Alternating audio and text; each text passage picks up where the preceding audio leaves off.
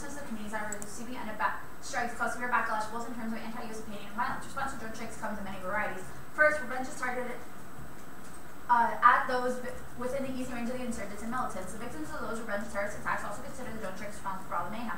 Consequently, terrorists and running people are drawn closer to each other out of sympathy, whereas a critical function of any successful counterterrorism policy is to win over public confidence so they join in the campaign against the perpetrators of terror.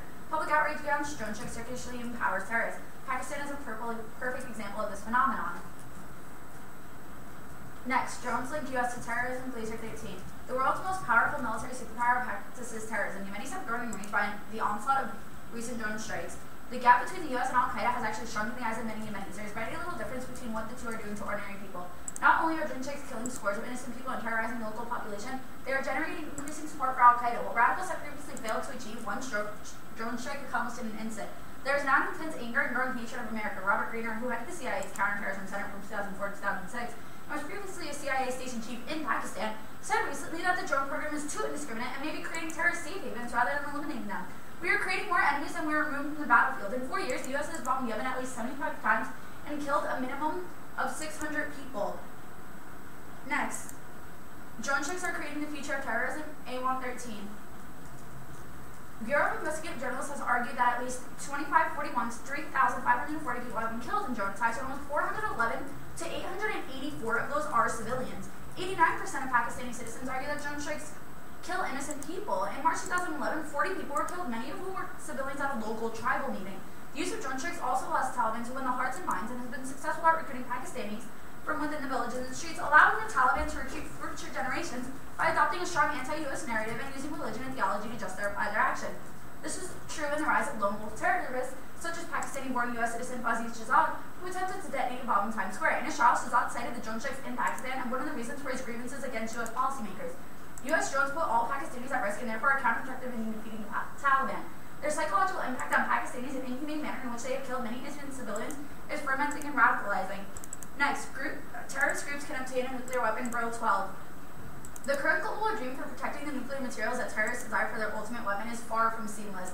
It is based largely on unaccountable voluntary arrangements that are inconsistent across borders. Its weak links make it dangerous and inadequate to prevent nuclear terrorism. There is a consensus among international leaders that the threat of nuclear terrorism is real. President Obama, the leader of 46 other nations that heads the International Atomic Energy Agency and the United Nations, and numerous experts have called nuclear terrorism one of the most serious threats to global security and stability. Next, the impact is extinction. Sitamed 4. A nuclear attack by terrorists will be much more critical than Hiroshima and Nagasaki. So far, nuclear weapons have been used only to threaten. Now we are at a stage where they can be detonated. A nuclear attack by terrorists, even if it fails, would further exaggerate the negative features of the new and frightening world in which we are now living. Societies would close in on themselves. Policy measures would be stepped up at the expense of human rights. Tensions between civilizations and religions would rise, and ethnic conflicts would proliferate. It would also speed up the arms race and develop the awareness that a different type of world order is imperative if humankind is to survive. But the still more critical scenario is if the attack succeeds. This could lead to a third world war from which no one will emerge victorious. This war will be without winners and losers. When nuclear pollution infects the whole planet, we will all be losers. Next, PTSD. Many drone strike pilots suffer from PTSD, Martin 11. Drones soar over Iraq or Afghanistan, but the pilots set military bases back in the United States. 30% of drone strike pilots suffer from what the military calls burnout. 17% of active duty drone pilots surveyed are thought to be clinically distressed. The Air Force says this means the pilot's stress level has crossed a threshold where it's now affecting the pilot's work and family. Switching back and forth between such different realities presents unique psychological challenges. The studies said they did encounter pilots who suffered similar to PTSD, post-traumatic stress disorder, directly linked to their experience running combat operations. The pilots operating remote drones often stay at the same piece of ground in Afghanistan and Iraq for days, sometimes months. They watch someone's pattern of life, see people with their families, and then they can be ordered to shoot. Next, drone strikes create PTSD in those being targeted, Christie 13. The rate of depression is really high in Waziristan, while its residents complain of living in constant fear of drones that emit a terrifying buzzing sound over their heads. Mohammed Khan, a resident of North Waziristan, lost his eye in a drone attack, but the mental scarring has been even more traumatic. No one in the victim's family was associated with militancy, yet Khan was forced to bear the consequences. An increasing number of people living in the tribal areas are suffering from mental health problems, such as depression, anxiety, phobia, and panic attacks in the aftermath of these drone attacks. Mental health professionals fear that people distressed by drone terror may develop long-term ramifications, a psychological trauma that could cause malfunction in their lives. Drone terror has also discouraged tribesmen from participating in daily activities like attending school and engaging in commerce, further calling into question the long-term consequences of drone strikes on the stability of the region. Next, PTSD is dehumanizing Clonlin No. 2. Responses to chronic fear take several forms. Victims' associated fear and anxiety response to trauma can evolve into identifying their entire complex selves only with the injured aspect of themselves. This post-traumatic disconnection from the wholeness permits dehumanization of both self and other. This internalization of their own objectification and maltreatment allows victims to dehumanize others, which normally just justifies victimizing them in turn. Are we starting to run other traumatized peoples in countries? The U.S. also wants security after 7/11.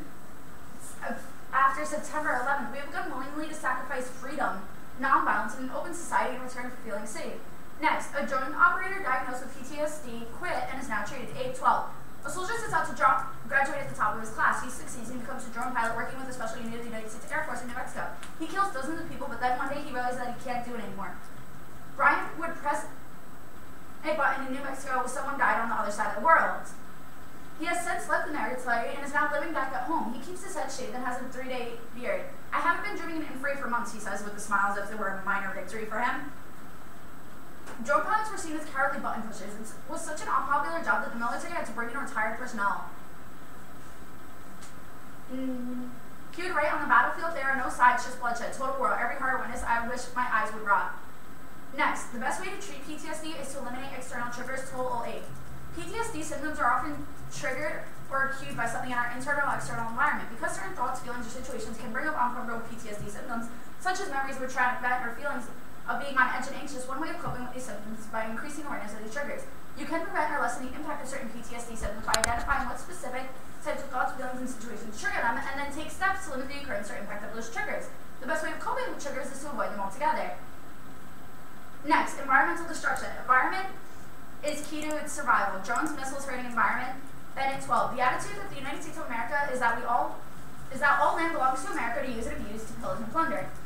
We drive them to their knees, reverse their progress, enslave them in the status quo we sustain with force. Those who refuse to fall to our delusion fail to join our armies against their best interests.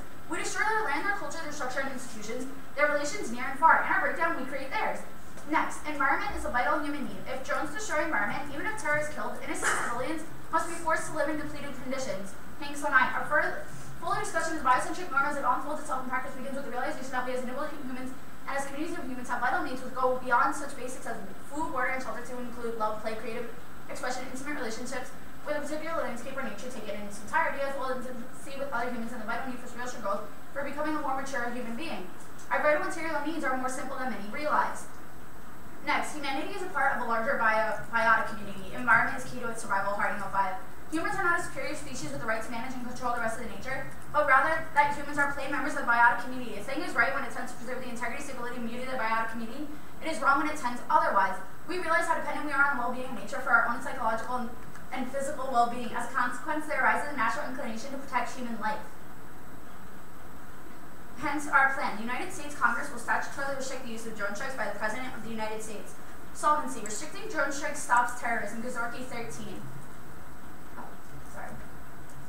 Stopping the drone strikes would motivate militants to give up their jihad narrative. Bringing an end to the drone strikes would allow the militants to own their land and stop them from carrying out attacks.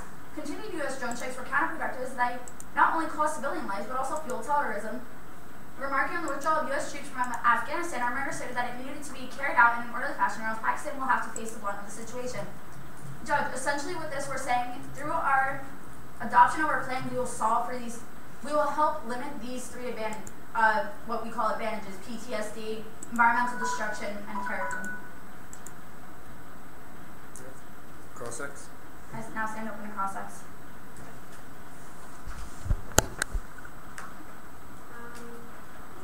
Alright, so what's the importance of drone strikes? The importance of drone strikes? Yeah, you talked about it a lot. What is drone strikes in general?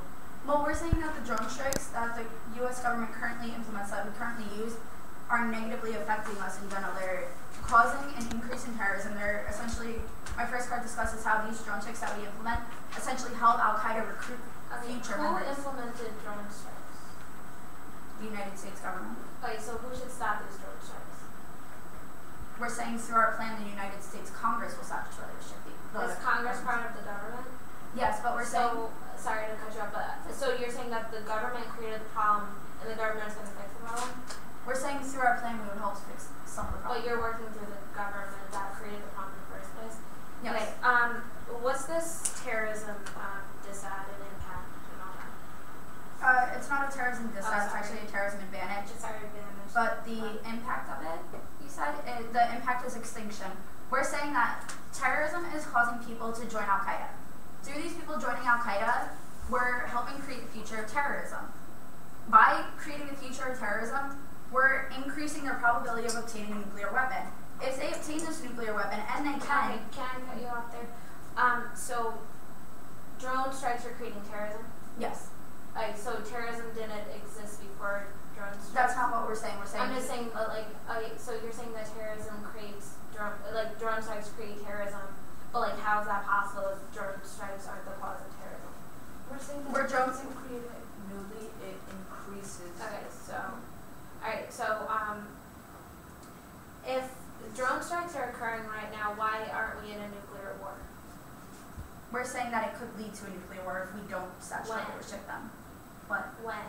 It's happening right now, so is there going to be a nuclear war in the next 2 hours? No, we're saying that it could lead to a nuclear war. We're not saying it's going to happen right now. But how can you say that it's going to happen at all if drone strikes have been happening for a because number there's of proof years? saying that terrorists have access to nuclear weapons, as stated in my Girl 12 card titled "Terrorist Groups Could Obtain a Nuclear Weapon," which demonstrates that aspect. So the terrorists are going to blow themselves up and us, but I'm not saying they're going to blow themselves up, but there are such things as radical you're saying that terrorists. nuclear war is this whole extinction impact. So wouldn't, if they started a nuclear war, wouldn't that eventually end everything for everybody? So That's what we're saying. We're saying a nuclear war. Okay. So terrorists obtaining a nuclear weapon will lead to our impact of extinction. So okay, but drone strikes are happening right now, right? Correct. Okay. Just quickly to your PTSD thing. Why is that an issue in this debate? Because we're saying that drone strikes ultimately increase the rates of PTSD found in civilians in the countries that we're attacking. Do you need prep?